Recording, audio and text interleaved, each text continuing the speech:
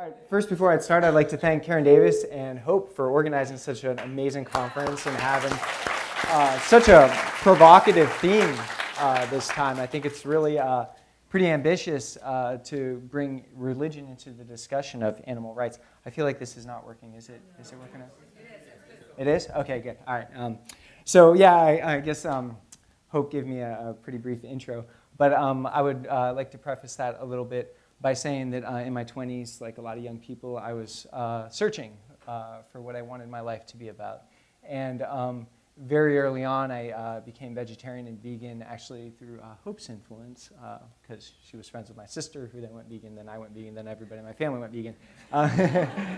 But also very early on, I found the life and teachings of Gandhi to be very, very inspiring. I ended up reading almost everything that he wrote and pretty much everything that was written at the time about him, and saw myself as politically, in terms of political strategy, a Gandhian, but also a principled nonviolence adherent as well too. But one thing that always struck me about Gandhi is that he saw nonviolence political strategy as being an extension of his religious identity. And very early on, that got me to question what the relationship was between the two. And I came to understand that there are basically two different approaches to social change and social activism. And one is we can address what we do as a society, vegan education, legislation, effects like that, activism, grassroots activism, organizations, conferences like this. But also, at a certain point, I believe that Dr. Tuttle brought up this point as well, too. We need to address who we are as well, too, what it is that gives us life meaning, and who we are as a people. And I think that religion has been a primary source of creating meaning and identity pretty much as long as humanity has been around. And I think that I really saw that through the life of Gandhi and then later through Dr. King, and inspired myself to address the who we are component of social change, working side by side with my wife, who addresses the what we do aspect of social change. And so that's how I came to all of this. So I'm going to make some general points about veganism in Dharmic traditions in general. As Hope said, I'm a PhD student at the Center for Dharma Studies. I've got a master's degree in Buddhist studies, and I also work very closely with the Jain community, translating some work for them as well, too. So when I make some general statements about the three different traditions, I refer to those traditions as Dharmic traditions, because, as you know, religion is an English word, and it's not necessarily one that people from India, particularly in pre-modern times, would use to associate. The category of religion has a very specific history and European thought that does not necessarily apply to Indian thought and may actually have a distorting effect when it's applied to Indian traditions. That being said, I think is a general way of referring to Indian religions. I don't object to the use of it, but it's just very important to understand that it has a very different connotation. So as most of you are aware, I imagine that you're aware of this if you're in this room, we live in a time of unfathomable horror in terms of ecocide, the destruction of our Earth. I might also call that matricide if we see the Earth as our mother, which in my particular tradition, the Earth is one of our mothers. And we're very literally killing our own mother with what we're doing to the planet. And of course, animals are a huge part of that.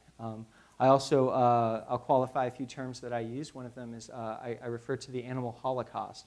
I'm not in any way trying to make any analogy to the events of World War II, but I'm just using that term in its dictionary definition, and that means mass killing. And if what we're experiencing today in terms of livestock agriculture doesn't constitute as mass killing, I don't know what does. So I very regularly will refer to animal holocaust. Now, I do believe very strongly that there are certain cultural features within the Dharmic traditions, that's Buddhism, Hinduism, Jainism. Also another caveat, a lot of times people from these traditions don't like the ism part of it, so you'll say Jain Dharma, Buddha Dharma, Hindu Dharma, but just in terms of conventions, I might interchange those terms with no offense meant to people from those traditions. But it's very important to note that, as Dr. Tuttle pointed out, they've established in India, in the Dharmic traditions, the longest standing traditions of vegetarianism in the world that endure and are actually handed down from thousands of years. And I think that that's an important point that we as animal rights activists in the animal liberation movement should not overlook. And so that kind of brings me to 3 different points of why I stand in front of you today talking about dharmic traditions. I'm not here to proselytize. I'm not trying to tell anybody to identify with dharmic traditions. If you want to, fine. If you don't, that's fine. I think that you can have equal efficacy as an animal rights activist, as an atheist, as agnostic, as religious, as a Jew, as a Christian, as a Hindu. All of that can be equally viable. But we do need to engage all people in the conversation and in the issue. Because the scope of animal abuse and destruction of the environment is so pervasive throughout every aspect of our life, our society, and our culture that we can't afford to leave any sector of society out of the conversation. We need to engage in technology. We need to engage with the sciences. We need to engage with the humanities. But we need to engage with religion as well, too, especially since a great number of people on the planet do identify with religious traditions. As animal rights activists, I think it's important that we encourage them to see their traditions is working towards the ends and the assumptions of animal liberation, and all religious traditions have the resources in them to be able to do that. And so, just to present the dharmic traditions. So, number one, I would like to encourage people who do identify with dharmic traditions that their traditions do uphold veganism and animal rights. Number two, anybody who's interested in dharmic traditions and pursuing a religious identity or practice in dharmic traditions. Sometimes people are looking at religions and going, yeah, but I don't know if they're vegan enough. Well, I would encourage you that there's plenty of people within these communities that are vegan, and there are plenty of arguments to be made for veganism. But then 3, perhaps even more importantly, is I'm here in the spirit of creating a coalition amongst all religions, and people who identify with religion and people who don't, and to say that we're all on the same team. If you uphold the ends of animal liberation and veganism, you're on my team, you're my ally, irrespective of your beliefs. And I think in our current age of science versus religion, secularism versus religion, or even interreligious conflicts, I think that's an important element that unites us all in the animal liberation and religious movement. So I'm glad to be here to speak on that behalf. Okay, so the first thing I'll do is I'll talk about some general features that can be extended out to all of the dharmic traditions. Just some basic principles that the dharmic traditions, again, that's Buddhism, Hinduism, and Jainism, have in common. Or perhaps better stated, Buddha Dharma, Hindu Dharma, and Jain Dharma. So the word I just said 3 times is the word Dharma. And when I say that the category of religion doesn't really apply, the category of religion grew out of a very specific European history whereby religion came to be distinguished from secularism. A lot of this came out of the Protestant Reformation and the conflict between the Protestants and the Catholics and kind of a need for an impartial mediation, which started creating this sort of like non-religious space where conflicts can be mediated, and that led to a certain degree of secularism. It's a very specific thing. But that sort of division did not really happen in the same way in India. There are material skeptics throughout the history of India, but they didn't gain a lot of prominence. And a lot of it is because this word dharma, that we might translate very loosely and very cautiously as religion, actually implies 3 things that I'll propose for you today. On the one hand, dharma can be thought of as the cosmic flow of harmony. And the functioning way, when Dr. King says the moral arc of the universe is towards justice, I think what he's saying there is a nice description of dharma. And the implication of that is that if we live in a certain way, we live in harmony, and the results are good. Peace, happiness, prosperity. Right? If we go against the cosmic harmony of things, then the result is bad. Right? So, for example, if we create violence that then creates more violence, that then creates more violence, I don't know how else to characterize that other than disharmony. And so, therefore, that's adharmic. Therefore, that is against these traditions. Right? So, right there, built into it. And then, of course, the implication is then the microcosmic instantiation of karma. And that is dharma. And that is to say that dharma is your personal ethical code. not just ethical. We have ahimsa paramodharma. Dharma. Nonviolence is the supreme law of the universe, as it's translated under Gandhi's statue in San Francisco. That's the number one dharma. If you want to think in Western terms, we could think of this as a consequentialist utilitarian philosophy as opposed to like a deontology, or you could go the other way with deontology, either way. But ahimsa is the number one guiding moral principle in all of the dharmic traditions, again, as Dr. Tuttle so aptly pointed out. So we have an ethical conduct, which puts us in harmony with the cosmic nature of things that creates happiness. But it's beyond that. It's actually who we are. It's how we live. It's our sense of identity with that cosmic harmony. Now, there's a third way that the term dharma gets used, and that is social dharma. We can see like the Dharma Shastras, which often get mistaken for legal code, but there's certain injunctions about the functioning of society. And so I think of that, I call that like a mid-cosmic. And we have macrocosmic, microcosmic, and so there's a mid-cosmic level of dharma as well, too. And so what you can see is this kind of continuum of the individual to the cosmic, and the relationship to that is being one of harmony. And that's a fundamental assumption to all of the dharmic traditions, irrespective of what their very differing ontologies might say. They still have these basic assumptions. And so when I talk about the word dharma, you can see it that way. You can think of it as a part-to-whole relationship, in a sense. Whatever the nature of that part is, whatever the nature of the whole is, there's a sense of harmony between that. Now, I call on you to reflect for a moment on ecology. When you're talking about ecosystems, we're talking about part-to-whole relationships. If you guys know what a climax community is when an ecosystem has been stable long enough that there's an incredible amount of biodiversity, and the beings are living in relative harmony. That's the greatest degree of harmony that we know in biological world. Well, you can think of that kind of climax community and that sort of harmony as a way that we as humanity can achieve as well, too. So I kind of see ecology in dharmic terms as well, too. I mean, I see that the systems theories and the ideas in ecology, again, those are open to negotiation as well, too. Environmentalists tend to overstate the system at the expense of the individual. As an animal rights activist, I tend to uphold the individual, not necessarily at the expense of the system, but also to argue that the individual is important too, and you wouldn't violate the rights of an individual by an argument on the system. You know, this is very similar with Tom Regan, who just recently passed, and I lament that very greatly because I've been citing him a lot in my dissertation in this regard. But anyway, so the idea of dharma can be thought of like in terms of ecology as well, too, and the harmony that we see in nature. Another concept that's shared by dharmic traditions is that of karma.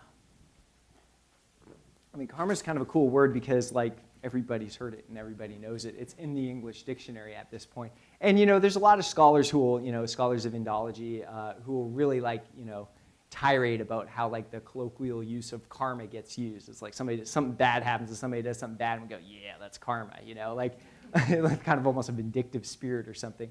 And, you know, I mean, okay, I won't say that's totally wrong. I mean, there's definitely the idea, you know, like golden rule kind of stuff, whatever you do is going to come back to you. And it's an inescapable relationship. And the thing with karma in the dharmic traditions is actually, it's a little bit more, it demands a certain degree of, a greater degree of accountability than perhaps the colloquial English use. And that's because you can't die and get away from it. So how many times do we see the good person, you know, get nothing but bad in their life and then die?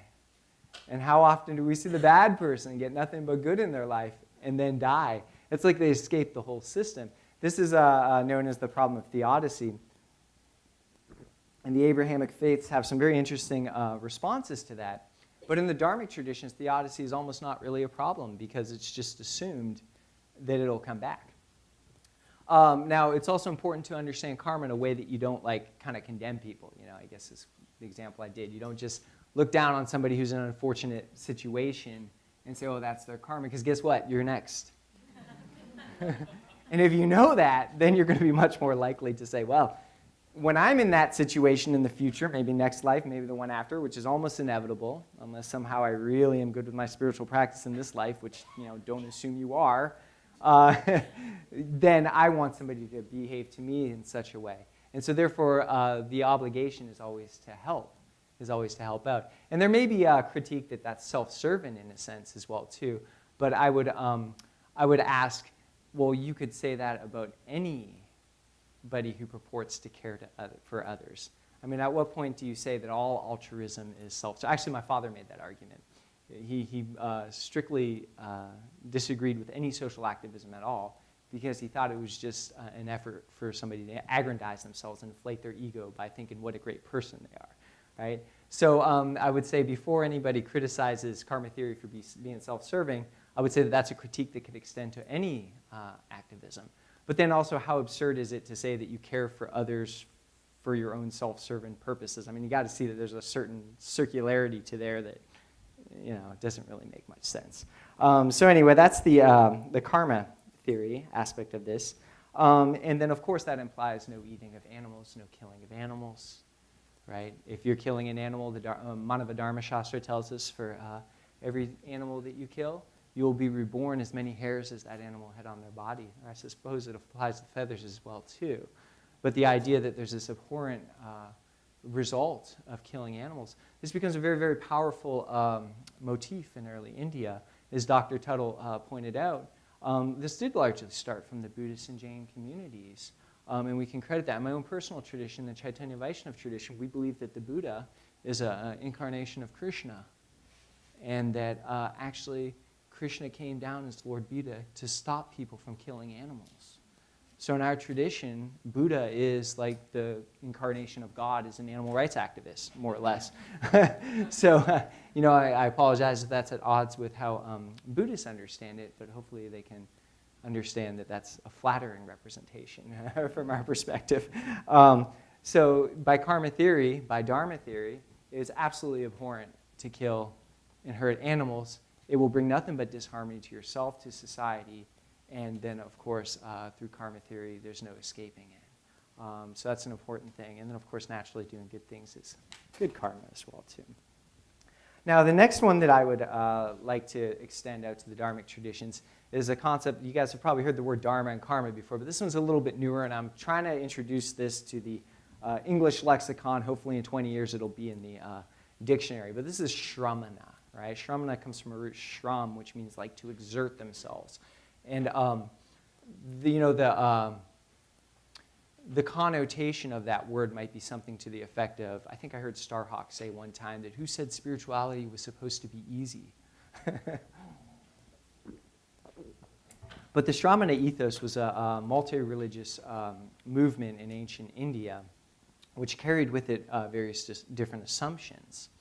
And one of those that I'm going to highlight right now is one that I use very closely with the eco-theological work that I do, and that is addressing the issue of consumerism. To preface that, I would like to propose to everybody, and I'm sure you would accept this, that ultimately killing and eating animals is a consumer issue. Right? People are doing this to satisfy their consumer impulses. And if we were to kind of look deeply into what it is that impels a consumerist impulse, very rarely is it driven by need. Usually it's driven, or at least the perspective of the Dharmic traditions, is it's driven by a fundamental misunderstanding that happiness comes from an external source. And in the Bhagavad Gita, it says that the world is an ashvatam tree with the roots going upwards and the branches going downwards. That's to say this world's upside down. And that all starts with this notion that if you want to get something, you got to get something. Right? I mean, it's tautological. That's how upside down our world is. We would take that as bad logic because it's a self-reinforcing statement. However, that's wrong. Anybody who's participated in giving a gift knows that it feels much better to give than to get. So how ironic is that in this world you actually really get from giving? So the ancient Shramana traditions pressed on this, and they questioned whether or not consumption for one's own sake can actually bring happiness. And the overall consensus between the Dharmic traditions, Buddhism, Hinduism, and Jainism, is that no, in fact, that's not how it works. That actually service to others, and this is stated in a variety of different ways in multiple different traditions. Service to others in the form of dynamic compassion of ahimsa for the Jain tradition. Service to others from withdrawing from the systems of oppression in Buddhism. And service to others in terms of seeing, to employ a Calvinist metaphor, seeing God as the eternal spring of all goodness and dedicating ourselves to service to that God. And therefore implying that we must serve and help others, as my tradition teaches. But nonetheless, it's ubiquitously, I don't want to say that too strongly because there's always exceptions, especially in Indian or Eastern traditions, but it's ubiquitously assumed that if you try to get happiness from an external source through your consumptive impulses, you'll fundamentally only bring happiness to yourself and to the planet. And if we see our current animal holocaust and ecocide as being driven by that consumptive urge, which I think most people would accept, right? It's not just the corporations, it's supply and demand. Then we can see the Dharmic tradition is addressing the demand side of the equation and teaching us that there's much more value in life than consumption, and actually that can only lead to disharmony. So that's a Shramana ethos. We see this very strongly in a statement of, or a term called a parigraha. It's one of the main central, we hear about ahimsa, nonviolence with the Jains a lot, but a parigraha gets understated. Gandhi defined it as, if you own a chair that you do not need, you've stolen that chair from somebody else. I don't know that I could hold myself up to that ethical standard, but there certainly is value in aspiring towards such.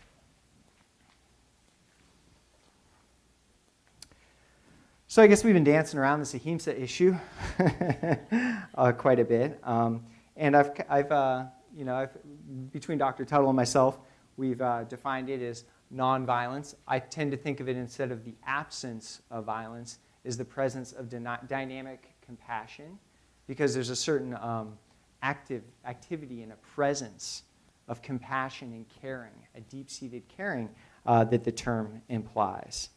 And as I said, it's accepted by the traditions. So the next section that I would like to do is I would like to transition into some statements more about Hinduism in general, or Hindu Dharma. Can I have a time check, by the way?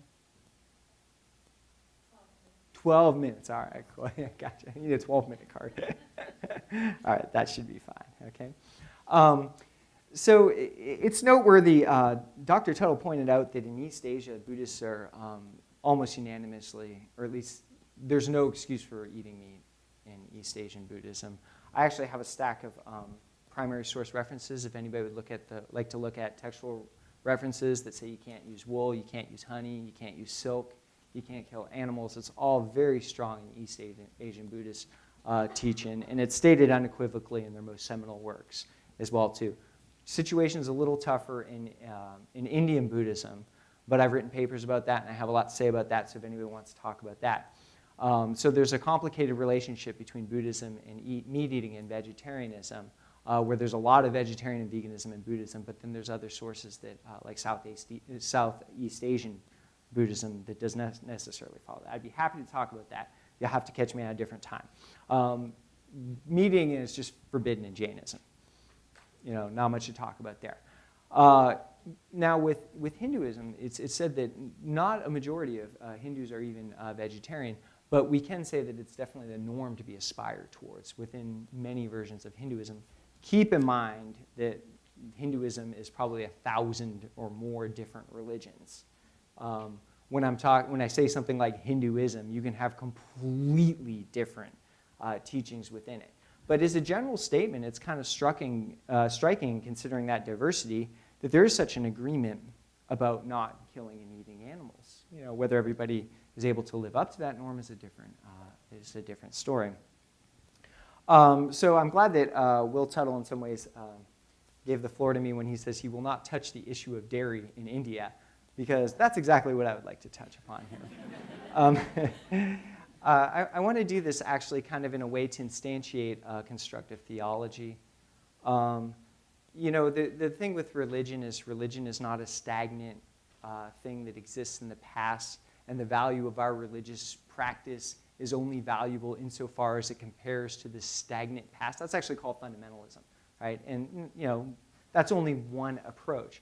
A more common approach is what would be called like constructive theology, whereby the tradition is constantly evolving and changing. So for example, for my tradition, I would like to answer, what does Krishna have to say about nuclear warfare? Is it in the Bhagavad Gita? No. Nuclear warfare? Well, maybe. No. But does he have something to say about it? Well, yes. I'm composing Shastra right now to show that complicated relationship. But that's constructive theology, the idea that it's a dynamic process, to use Gadamerian terms of fusion of horizon, where understanding is an unfolding process. So it's true that in Hindu Dharma, eating dairy is considered to be normative, and that it might be counter-normative to give up dairy. However, I'll respond to that in a few different ways. And first of all, commercial dairy. And by commercial dairy, I mean anytime you give money for dairy. If that cow is not living in your backyard, then, as we've shown in our book, all these alternative labels, organic, humane, all of these, they're just fake. These animals, the same thing is happening. And I'm going to focus in on the dairy cows. They're still being sexually assaulted. They're still having their babies taken away. They're being killed in their adolescence and ground up for ground beef. So my conclusion is that commercial dairy is not dairy. When a Hindu eats dairy, this is what they imagine. They're not necessarily, and I'm generalizing, forgive me for that, they're not necessarily thinking about the reality of commercial dairy. So dairy is not dairy. Dairy is liquid meat. And the reason why I say that is because we don't eat meat because it involves killing and stealing. You kill the animal and you steal their body. But what is commercial dairy? Stealing, then killing. Is there a difference between killing and stealing, or stealing, then killing? They're the same. So commercial dairy is actually meat. So unfortunately, when you see commercial dairy being used, people who consider themselves vegetarian, I'm sorry, but that is not vegetarian. It's not. And there's a lack of awareness on that. And the other thing that I would say is this is absolutely abhorrent in the Hindu traditions. We have 7 mothers in the Hindu tradition. I'm only going to mention 3. I already mentioned that the earth is our mother. Our biological birth mother, obviously, right? But also the cow is our mother. She's to be treated with the same respect and deference that we would treat our own biological mother, with the utmost respect. So there's no way that you can excuse violence to cows or any other animals, but I'm focusing on cows, in an understanding of Hinduism.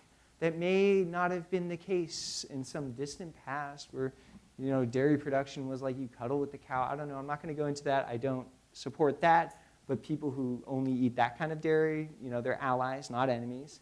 But however, I don't think that. So this is an example of constructive theology. What I believe is that humanity in the past has used animal products as a survival mechanism. I don't think it has ever been optimal for our society, for our health. Most modern diseases are tracked to our killing of animals. Actually, I heard a Harvard biologist recently on NPR talking about that. It was never an optimal thing. It was a strategy. And I would say the same is true for dairy, especially when you're talking about ancient nomadic pastoralists who are following cows around. It may be hard. This also gets us out of the critique of, like, what about Native Americans, right? Well, different times, different places. We're not in those societies now. So in a sense, we can think of our cow mother as having nursed us through our adolescence, right? But what are we now? We're grown up. We have choices. And what happens when you grow up with your own mother, your own biological mother? It's time for you to take care of her and not ask anything in return. And that's how we should be treating the cow if she really is our mother. We've grown up. It's time for us to quit sponging off of her, and now it's time for us to devote our energies and our resources to protecting her without asking anything in return. And this would be an example of constructive theology. This is how religion is done, and how it becomes relevant, and how religion is constantly renewing itself. So, in terms of, there's one last point that I would like to make, and that is in terms of activism and care. A lot of ecofeminists have written about the importance of care.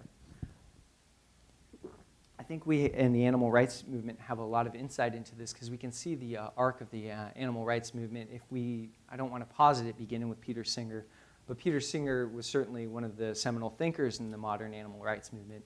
And his argument was that it needs to quit being so emotional and wishy-washy. We need to appeal to the intellect. We need to be able to dominate the conversations. We need to be just able to destroy anybody who wants to debate us. So I ask you, how many times have you presented statistics, figures, and philosophy to people and had them go vegan? Probably zero, right? And so there's this kind of like awareness that 70 billion animals are killed a year. Blank stare. Betsy the cow, number 269, had her baby taken away from her. She was sexually assaulted year after year to keep her pregnant. As soon as her milk started to decline, they slaughtered her, killed her, and turned her into meat. Betsy is now dead. Look at her eyes, how beautiful. Why would we do that just for our own consumptive urges? And all of a sudden people feel something. 70 billion animals. So what we need to address in the modern animal rights movement is the issue of care. We need to realize that the issue is about our heart, perhaps even more. My own personal religious tradition is a bhakti tradition. It's Krishna bhakti. Krishna is the Supreme Lord, and the most comprehensive approach to divinity is through devotional love. But also the Bhagavad Gita tells us, Pratijane Pradiyosime. Krishna tells us, I promise you are my beloved. And he's not just talking to me or Arjuna, he's talking to all of us. Now let me ask you a question. Which is worse, if somebody hurts you or if somebody hurts somebody you love? I think most of us would sacrifice ourselves for those that we love. I hope we do. If we're ethical people, then I believe that that's incumbent upon us, right? We care about the people we love even more. The same can be said for our relationship to God. If we are all the beloved of God, that means we can no longer, if we were to hurt another being, another animal, that would be hurting the beloved of God. And there's another last point that I would like to make. In Dharmic traditions, we are all ontologically the same. There's no such thing as a human soul and an animal soul. Your soul human today, earthworm tomorrow, battery cage chicken the next. After that, you are the pig. You come back, you get lucky to be reborn in human form. You act in a certain way, guess what? You're back there. So there's this ontological equality where we're all the same. And we all have the same loving relationship to a loving God.